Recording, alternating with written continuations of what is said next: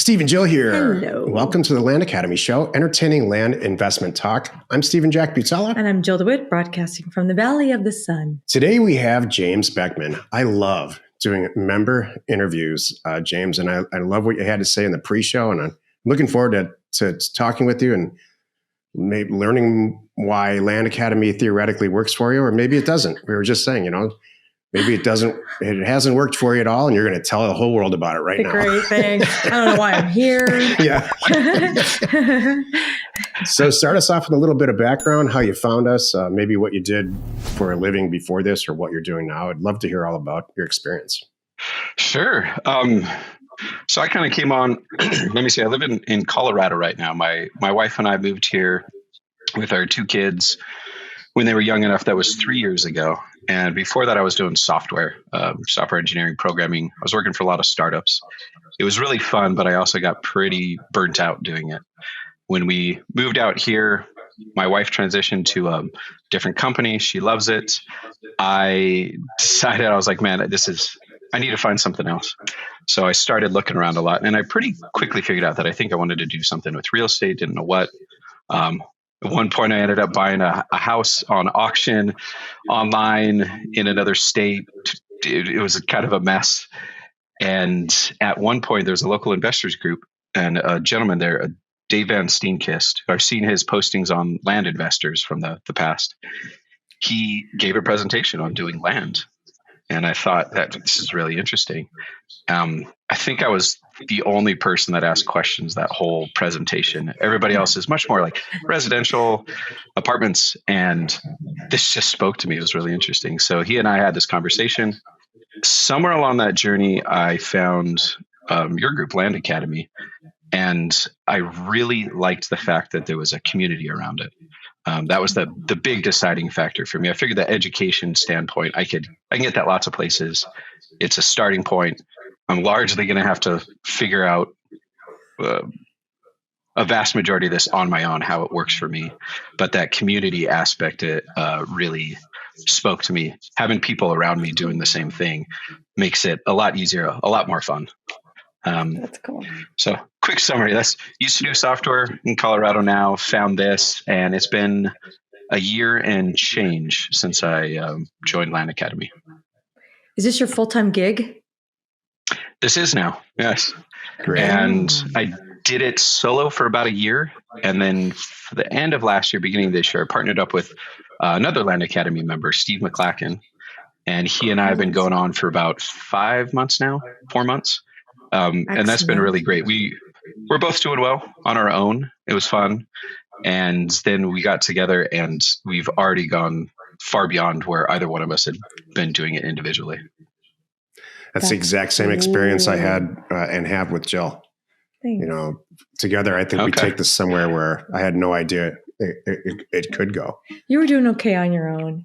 And I was so not doing so great on my own. No, okay. Oh, sorry. 1 second. Let me really disconnect. Cool. I think Have you guys ever met in person? Phone too. We just did. Sorry. 1 second. I think my headphones are connected on my phone as well. There we go. I love it. Sound should be a lot better. It's a little too many techy. Bluetooth devices. So I just went out to Florida last week for a conference, and I went out a couple of days early since that's where Steve lives, so I could meet in person for the first time. And that was very, That's very awesome. interesting. I've never actually, it's all been virtual up to this point. I love it. You guys have been working together for 5 months. You made $500,000 together. Like, hey, maybe we'll meet. Yeah. Well, speaking of money, how are you guys doing? How many deals are you going to do this year? And just share whatever you're comfortable with, please. Sure. So we're getting started with ours. Both of our individual businesses kind of ground to a halt when we got together, because I don't want to try to shuffle both.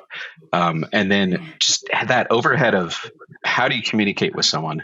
How do you like to work? What are you good at? How do you stay out of each other's way, but still get everything done?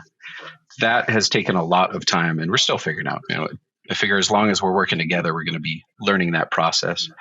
But that initial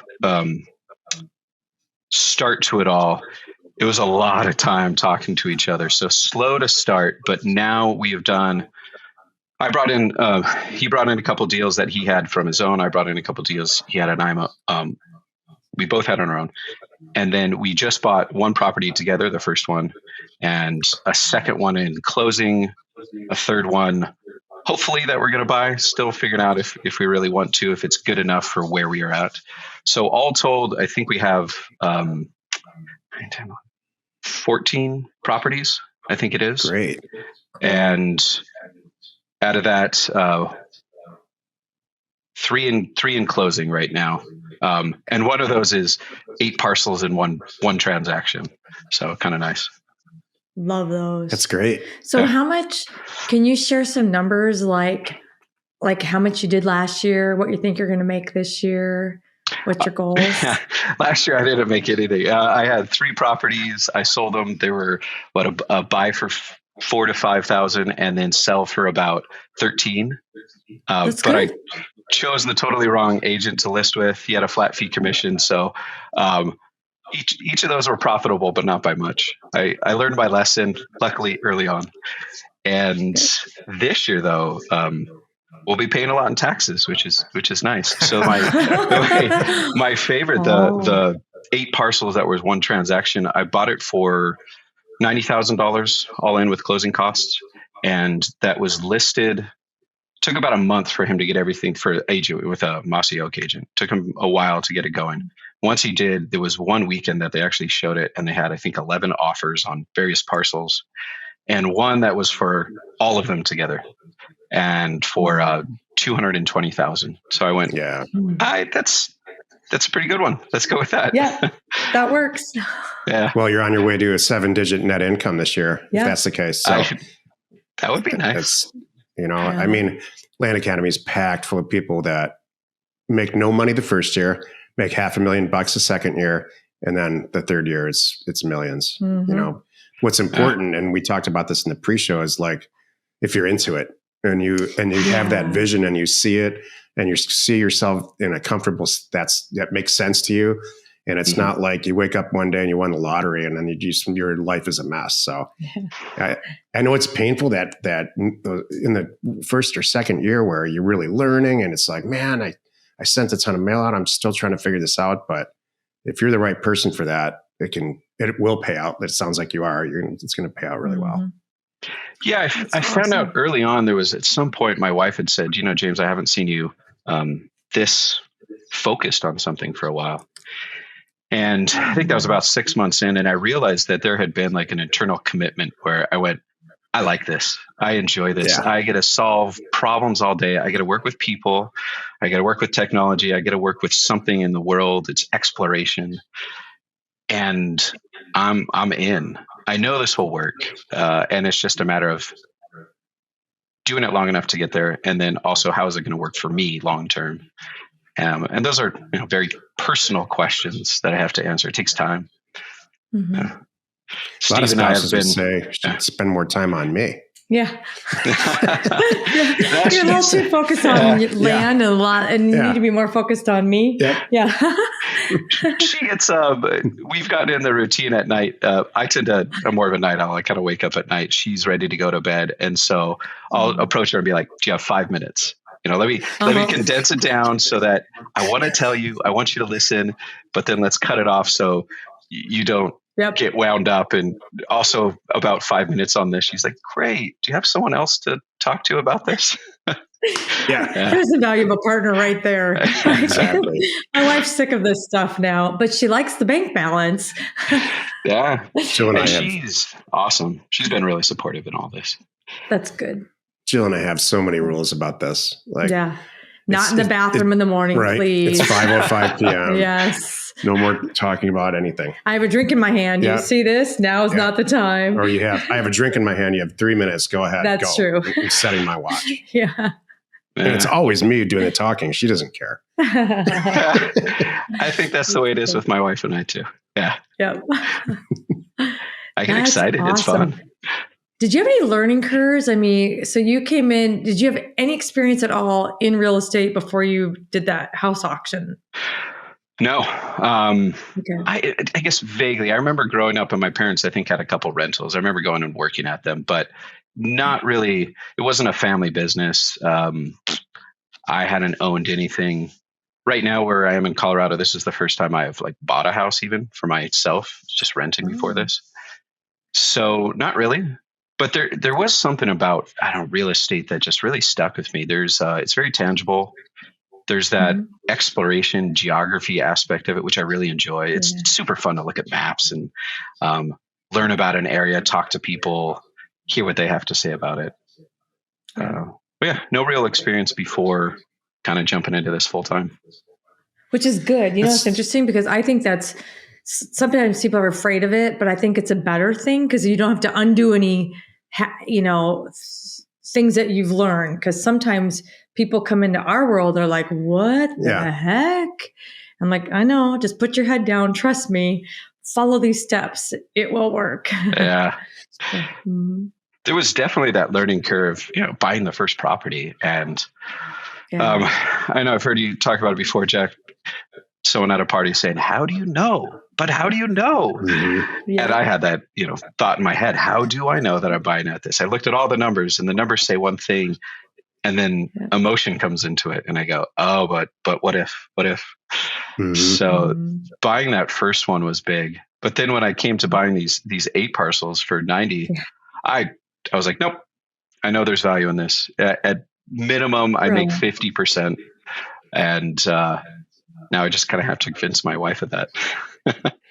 Yeah, $150,000, $180,000 profit margin check will change your confidence a little bit in the right direction. Yeah, that's closing on the 5th. So everything's good, but it's not done until I see that deposit. Yeah, no celebration until then. Perfect, exactly. Have you already had that conversation with that broker now? Like, hey, what should I go get? And when he says I need 10 more of those over here, watch what happens. Like on it. Yes.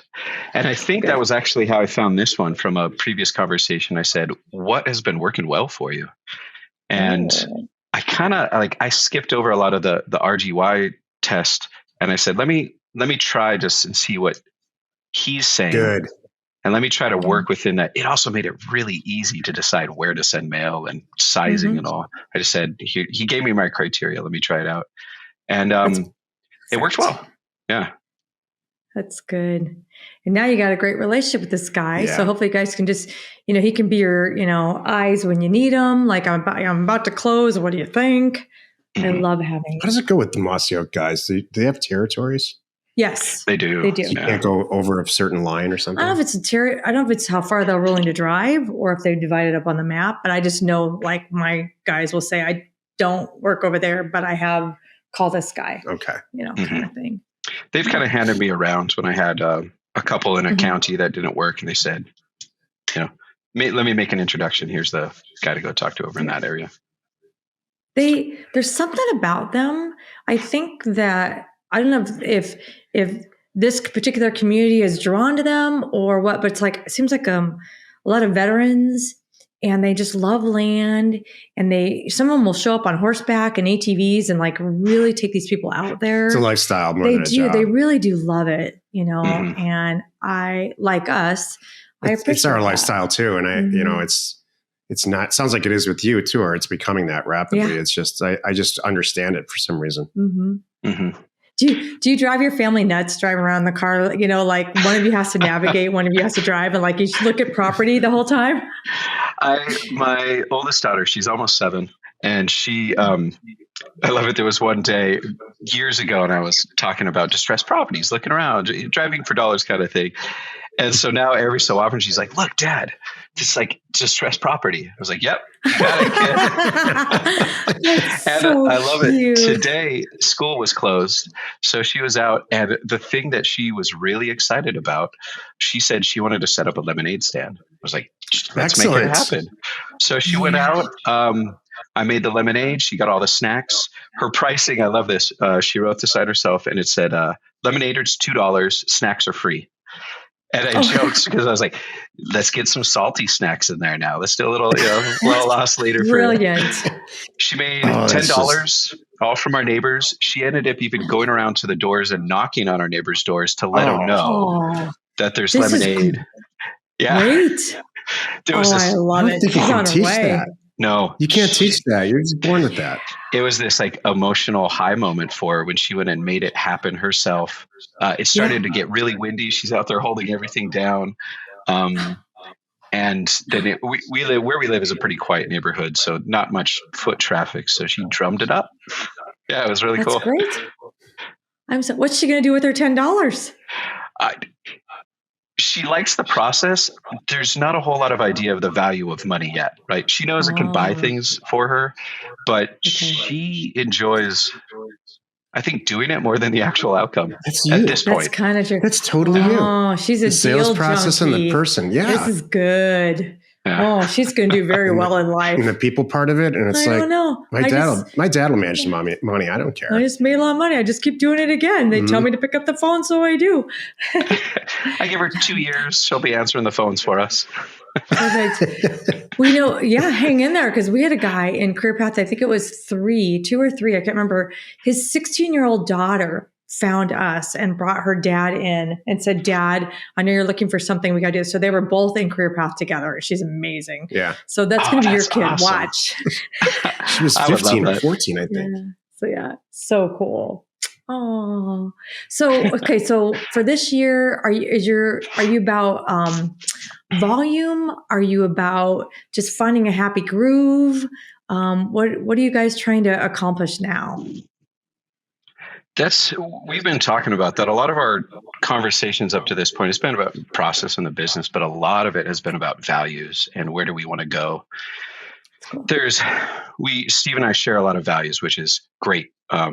Today we had a call scheduled for half an hour, our normal kind of meeting, and it ended up going for 2 hours because we had conflict, but we resolved it. So at the end, it was this really good call where we came out of it affirming our partnership, essentially, which is really nice. Cool.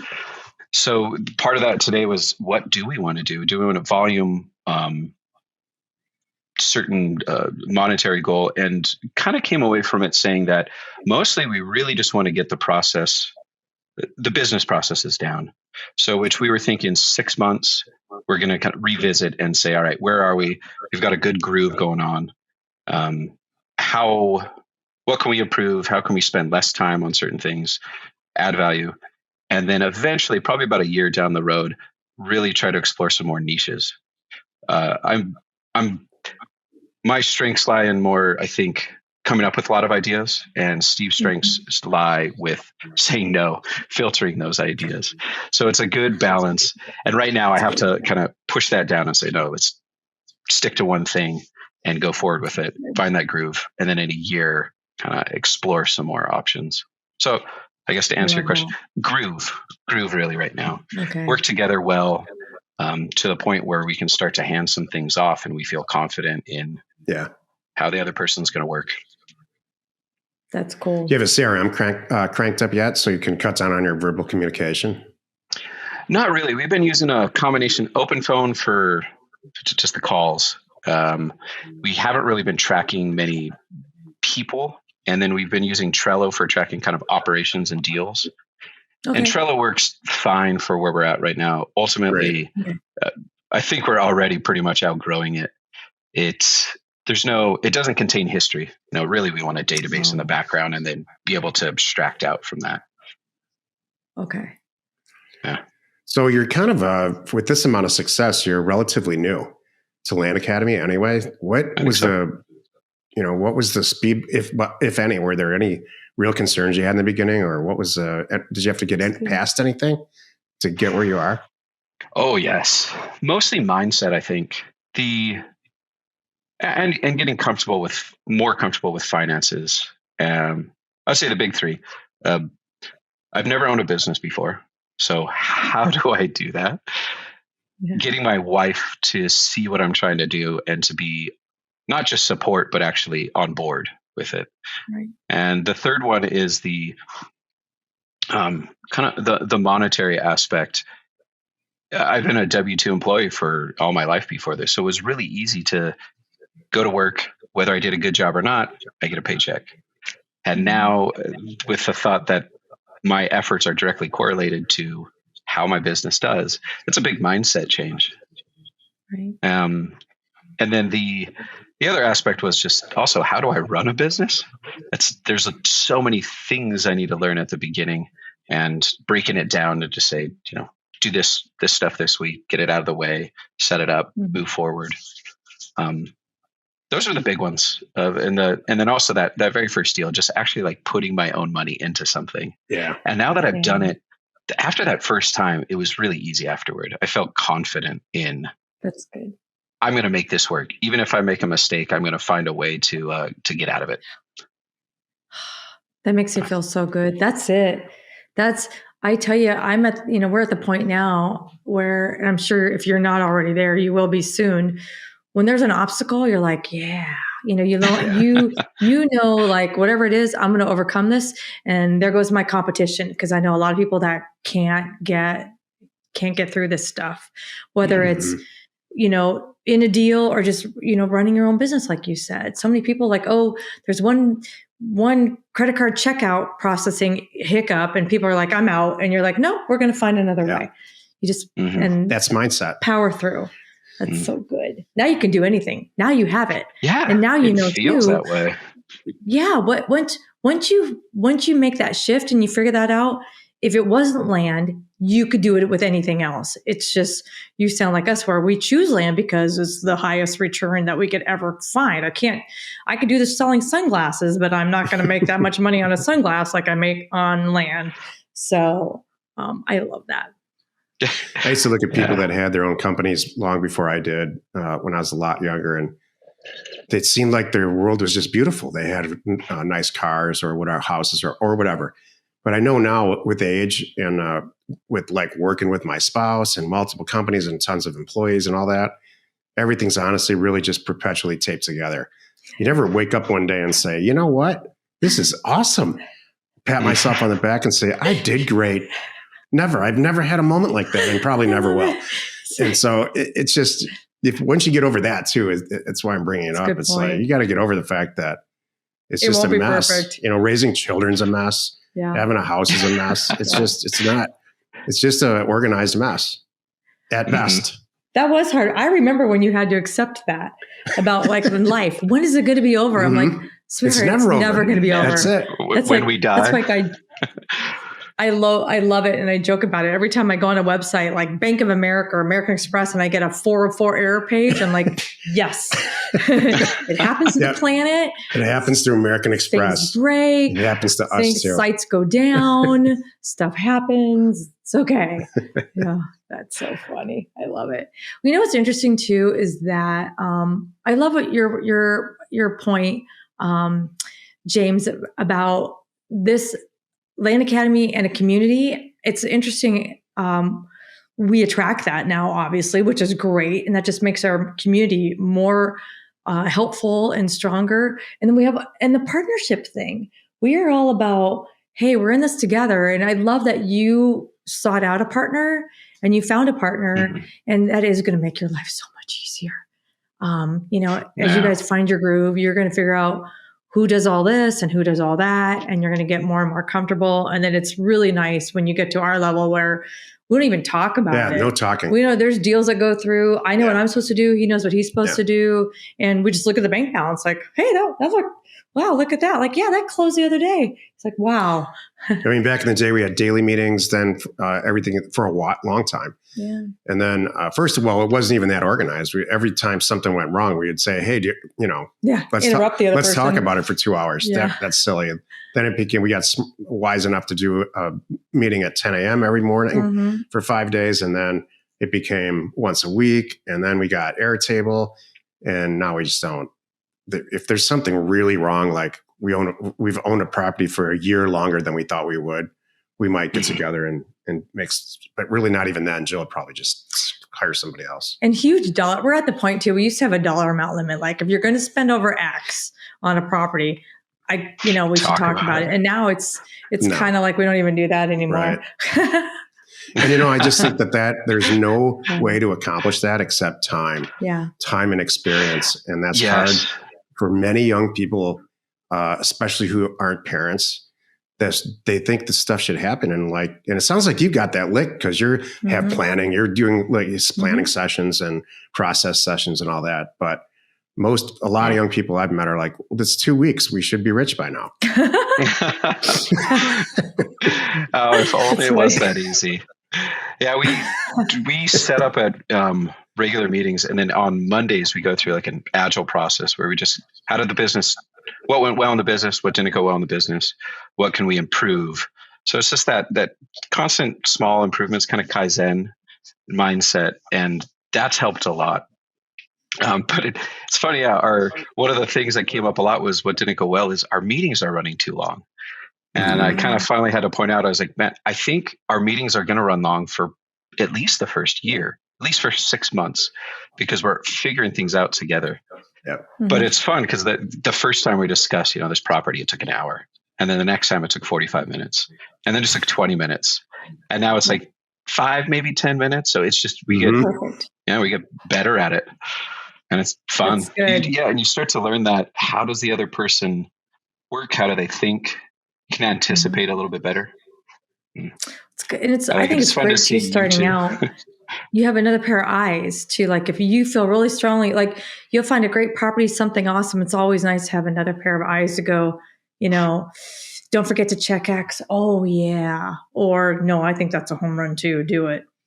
It's awesome. Mm-hmm. Yeah. I'm glad. Do you have any questions for us? Yeah. How can we approve? Oh my goodness. I should have written them down. I'm sure I'll think of 30 once we're done. There's 30 ways you guys could approve. Yeah. Hold on a moment. Give me a second. Where do I start? Yeah, exactly. I need Steve here. Steve would have all the questions. He'd be very direct. I am curious. So probably like when you first got together with that partnership, what are some of the big conflicts that you found? How did you resolve those? And then in hindsight, what are some of the things that were really worth focusing more time on? And what were some of the things that weren't? Okay. For the first part, like the working together conflicts, we found each other accidentally doing double work. Yeah. No division of responsibilities. And partially we didn't, we were still learning who's good at what. And there was a little bit of a trust thing where, not to throw you under the bus, dear, but there were times that I'm like, I got this. And I think that because I was so new to it and he had, over decades before me. So I'm like, I got this. And then he would kind of go behind me and kind of try to do things and kind of accidentally goof up some of the work that I had done. Like you should never have two people talking with one seller. Yeah, that was it. We did that several times. Yeah. And and I made these great deals and he accidentally undid them. I'm like, yeah, and I would agree to more. I had it for 10. He goes, I just offered 15. I'm like, what are you doing? Yeah. So that was a lot of, we had to divide up the roles, trust the other person. We'd give each other like parameters. He's like, so if you can get it under here, I don't care what you do. Then I knew that. Watch how far I'm going to get it below that. And then eventually he stopped asking and stopped even talking about it. So that was it. And then staying out of each other's way. I mean, the division of responsibilities was huge. When we figured that out and I became data and she became sales, that was kind of life-changing. And then I'll tell you another moment, and it was a couple years later, was where we got Microsoft 365 and we scheduled meetings with each other and she could see it, I could see it. And that allowed us to really, from an organizational standpoint and a file structure standpoint and all of that, really remove the amount of day-to-day conversations that we had. So that, again, I mentioned it earlier, we would schedule meetings with each other. Even if, I'm a huge fan of, I probably take it to an unhealthy place. Yes, he does. I don't want to pick up the phone if she's calling me. I just don't. I'm working on something. So, but if she schedules a meeting and it's in Outlook for 15 minutes from now or a half hour from now, I can get my head where I need to be, finish what I'm doing, talk to her for 15 minutes. And this goes for, we have a lot of employees now with all the Land Academy companies and O2O and all that. I say the same thing to them. I'm just not going to answer the phone. You got to schedule a call with me. And that's really changed when she and I started doing that on our own. I think we probably had one. That was hard for me. he does use that calendar. He takes it to a little bit of an unhealthy level, but that's okay. like we're going out to lunch. It's in the calendar, kind of thing. And if it's not in the calendar, don't expect me to be there. It's really true. Yeah. Oh, that's me. Our kids are the third one's almost out of the house. He's a senior in high school, and he schedules everything in the calendar with us. Yeah, now. he's learned. He knows not to just walk up to us and say, "This is how it's going to go." Right. Prom's in the calendar. Literally tomorrow. He's going to prom tomorrow. It's in there. Yeah. And all the events before prom. Yeah. Leading up to helping get a suit. Yep, that's in there. And then we had all the regular stuff that couples work with. We had to work through that. And we did. We finally got to the point where we've really conquered that. We know. And I was just so your second part, James, what do I wish I focus on more of and less of? Yes. I have learned, it's taken a long time to stop trying to learn to solve some of our problems when there's professionals out there. So we just hired an Airtable Pro. Well, I don't need to learn it. I know how to get around and I could learn it. Should I spend a week of my time or hire this guy in Canada and pay him some money and let him do it the way I want it? It's an insignificant amount of money, by the way. Exactly. So I can focus. So that's a lot of the things that we do now too. I'm hiring a lot of pros for all kinds of little things. Like if you're new starting out, you do not need to learn how to make your own website. Don't bother. Find a guy, pick out the colors you want, give him an example, give him the verbiage, the content, and let them do it, make it pretty. So that's a lot of the stuff. I'm driven by this concept I've created called chasing zero, where, and it's a fancy phrase for being lazy. I'm always trying to if I have to do something that I don't want to do, which is always, I'm going to try to figure out right when I'm done doing it, how I can put a system in place or a person in place or whatever's going to happen so I don't have to do it ever again. It's true. I'm driven by chasing zero. So, yes. And Jill had to learn, and I say this respectfully. It's okay. James is getting a little. You pulled us into a little self-help counseling section. I love it. Here. I identify with a lot of this. Good. Some of this is some of it's gender. There's some of it's gender driven. More of it probably is professional background related. Where Jill's was and no longer is, but was very comfortable half of her day doing crap she doesn't want, and then. And I fell into a pattern where she became like my assistant, and that was awful. Yeah, awful don't let that happen. Awful for me. So instead, now she's hiring out everything. We don't do, if we didn't have Land Academy and shows to do like this and stuff, which both of us admittedly we love it. We would probably work 4 hours a week, maybe. And I'm not recommending that to you because you're still starting, but at some point. You can get with there. your kids this little, you're going to really enjoy your kids in their tween and teen years, which I think is the years that really matter. Except for little girls, but we won't go there. That was really? That was super little. 6-year-old girls or 15-year-old girls, they're a blast. Especially for the mom. Oh yeah, we're just like best friends. I love it already. They're getting so much more independent every day.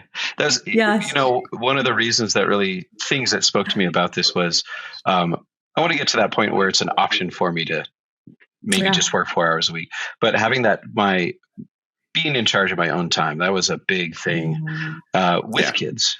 I was like, I want that. I want to be able to pull them out of school early one day and say, hey, we're going to go on an adventure, you and I, and not have to schedule it with a boss or PTO, or I don't have any time off left, which I see with my wife. She loves what she does.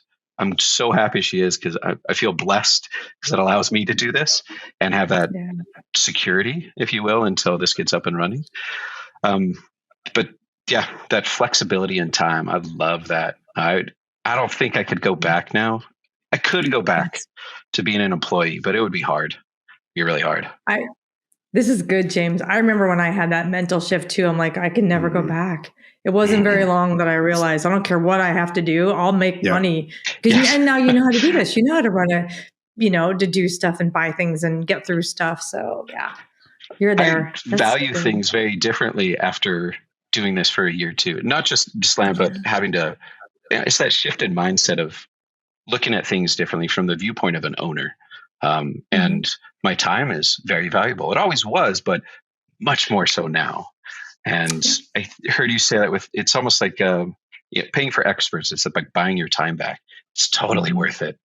It allows me to do what I'm good at. I like learning. When I have that extra time, oh man, I will probably dive into Airtable because I want to know and I want to tweak it. And I'll, coming from a programming background, that's fun. Right. But I think before that, I will just pay for somebody else to essentially set it up or walk me through, because it gives me a jump start on it. It's really useful. Yeah. That's so good. I'm glad. Well, James, it's been a pleasure talking with you. I love your perspective. Yep. Thank you. Before we close out, do you have any recommendations for brand new people? Or maybe there's a lot of people that are always listening to this and they're on the fence, like, yeah, I'm just not ready. It's not the right time. Like, do you have any good or bad recommendations for them? That's such a personal question. I would say for me, there was a point when I realized I had committed. And once I saw that, everything else was easy. So I would say for starting out, this works. It does take time. It is not an instant thing. And I found a big part of it was emotional regulation. So getting that first deal was so exciting, but also the first hate call I had crushed me for like a week. I was just, I'm a horrible person. People hate me. And now I get it. And it's, I don't know, a couple minutes maybe that I let it get me down. But there's also those highs and lows between getting that first mail out, getting the first call, getting the first deal, getting under contract, selling it. Those are all peak moments. And then there's these big lulls in between until, and I can see this now with Steve and I, once we're getting ramped up, we're going to get it to where there's a steady state. We're getting really close, not quite there yet. But until you get that steady state, there's so many, for me, there was these ups and downs. So I guess that would be be patient with it and be consistent and steady. And 6 months into it, look back and reevaluate. And I think anybody that sticks with it for that long and is consistent will be very surprised. That's good. I love that. Land Academy member James Beckman, thank you so much for joining us. You know what I would love to do is, and I'll have my person contact you, is check in with you like 6 months from now. And do with Steve, with your partner. That would be fun to have you both on. If it's appropriate, maybe you have a different partner at that point. I don't know. Stuff happens, but we would just like to see what happens, in 6 months or maybe even a year and just check in. Okay. That'd be fun. That gives me some goals to aim high then too. I like that motivation. Perfect. You could look back and go, I remember when I said that and look at me now. That's awesome. Happy you could join us today. Much.